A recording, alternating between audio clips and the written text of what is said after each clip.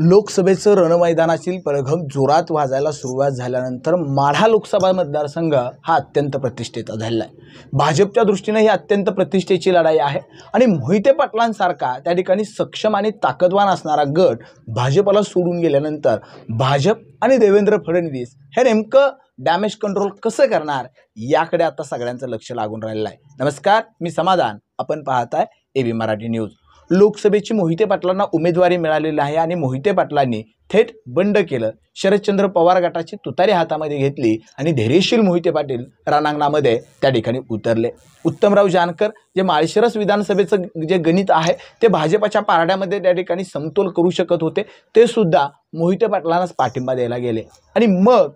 देवेंद्र फडणवीस या प्रतिष्ठेच्या माड्याच्या लढाईत डॅमेज कंट्रोल नेमकं कसं करणार, भाजपा नेमकं कशा पद्धतीने कमबॅक करणार आणि देवेंद्र फडणवीसांनी कशा पद्धतीने त्या ठिकाणी व्यूहरचना करायला सुरुवात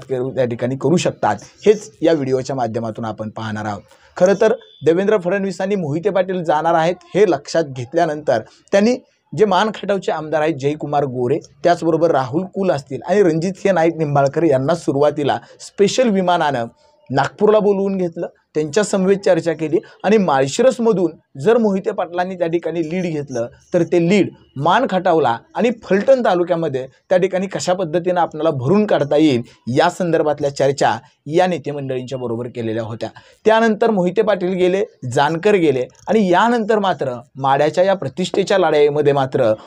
देवेंद्र फडणवीसांनी त्यांचे भाजपासोबत असणारे जी नेते मंडळी आहेत त्यांच्याबरोबर व्यूहरचना आखायला सुरुवात केलेली आहे। मोहिते पाटलांच्या विरोधात नाराज असणारा नेमका गट कोणता आहे त्या गटाला आपल्यासोबत घेऊया आणि त्या गटाच्या जोरावरती त्या ठिकाणी मोहिते पाटलांना कशा पद्धतीने शह देता येईल याचा सुद्धा विचार देवेंद्र फडणवीसांच्या सह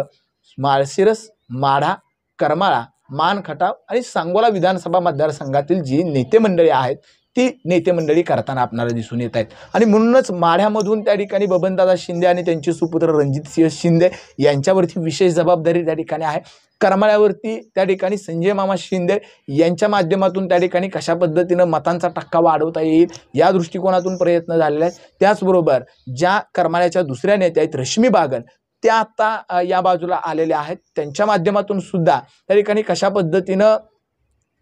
करमाळ्याचं लीड त्या ठिकाणी मिळू शकतं। संजय मामा शिंदे आणि रश्मी बागल या दोघांना त्या ठिकाणी भाजपानं त्या ठिकाणी आपल्या सोबत हे आहेत आणि त्याचा फायदा हा देवेंद्र फडणवीस जे आहेत त्या जास्त पद्धतीने त्या ठिकाणी करून घेण्याच्या मानसिकतेत त्या ठिकाणी आहेत। त्याचबरोबर माढ्याची जे आहे ते शिंदे बंधूंच्यावरती जबाबदारी असणार आहे। तर जे क्लस्टर प्रमुख आहेत प्रशांत परिचारक, जे पंढरपूर तालुक्यातील 42 गावं ही माढा विधानसभा मतदारसंघाला जोडलेले आहेत, त्याचबरोबर राष्ट्रवादी अजित पवार गटाचे जे नेते आहेत कल्याणराव काळे, प्रशांत परिचारक यांच्यावरती सुद्धा त्या ठिकाणी आता जबाबदारी असणार आहे आणि 42 गावांच्या मधून पंढरपूरच्या भाजपला मतदान कसं ज्यादा पद्धतीने त्या ठिकाणी करता येईल या दृष्टिकोनातून देवेंद्र फडणवीस तिथलं डॅमेज कंट्रोल जे आहे ते करण्याचा प्रयत्न त्या ठिकाणी करू शकतात। त्याचबरोबर सांगोल्यामधून जे शिंदे गटाचे आमदार शहाजीबापू पाटील आहेत त्यांच्या माध्यमातून त्या ठिकाणी सांगोल्यामधून त्या ठिकाणी भाजपला मताधिक्य कसं मिळेल या दृष्टिकोनातून व्यूहरचना ज्या आहेत त्या आखल्या जाऊ शकतात। मानखटाव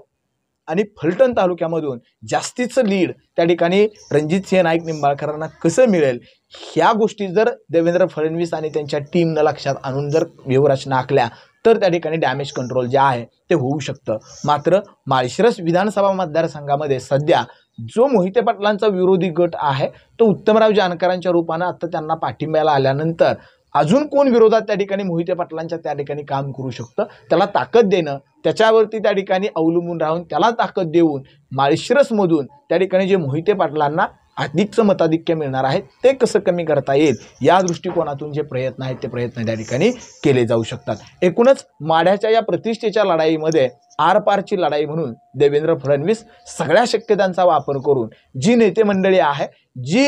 लोक आहेत त्या लोकांच्यावरती त्या ठिकाणी डाव त्या ठिकाणी लावू शकतात। त्याचबरोबर मोदींची गॅरंटी म्हणत नरेंद्र मोदींची सभा जी आहे ती सुद्धा त्या ठिकाणी माड्यामध्ये त्या ठिकाणी होणार आहे, त्या माध्यमातून सुद्धा अनेक गणित जे आहेत ते जुळवण्याचा प्रयत्न देवेंद्र फडणवीसांचा होणार आहे। नेमकं माड्याच्या प्रतिष्ठेच्या लढाईमध्ये देवेंद्र फडणवीसांनी जुळवलेली गणित बेरजेचं राजकारण त्या ठिकाणी यशस्वी होतंय का ते मात्र निकालातून त्या ठिकाणी कळणार आहे। तुम्हाला काय वाटतं, देवेंद्र फडणवीस माढ्यामध्ये बेरजेचं राजकारण करायला यशस्वी होतील की पवारांनी जो मतांचा गुणाकार करायला सुरुवात केलेली आहे त्याच्यामध्ये पवार यशस्वी होतील, मोहिते पाटलांची तुतारी त्या ठिकाणी घुमते का पुन्हा एकदा दुसऱ्यांदा भाजपचं कमळच त्या ठिकाणी माड्यामधून फुलणार? नेमकं तुम्हाला काय वाटतं कमेंटमध्ये सांगायला विसरू नका.